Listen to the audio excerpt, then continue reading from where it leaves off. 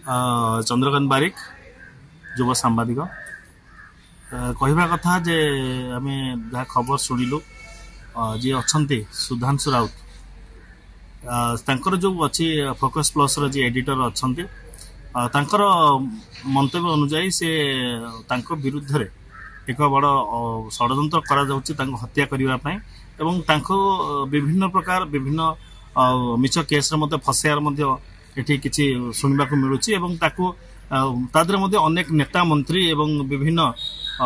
किछि व्यक्ति विशेष जहाँ ना मध्ये से कहिसंती से मध्ये शामिल रहिसंती तो जदि तांको कथारे एथरा सत्यता थाए तबे निहाती रूपे एहाकू पुलिस प्रशासन पक्षरु एहाकू निहाती भाबे गुरुतर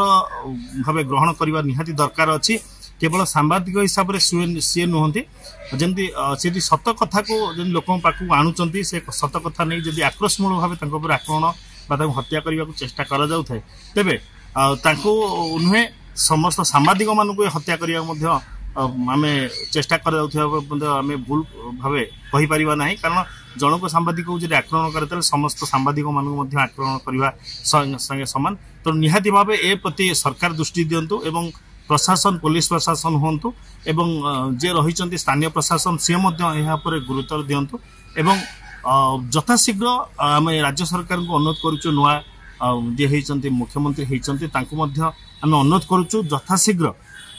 सांबादिक सुरक्षा आईन प्रणयन करंतु एवं सांबादिक मान सुरक्षा दिंतु जदि चतुर्थतम बंची रहा चाहे।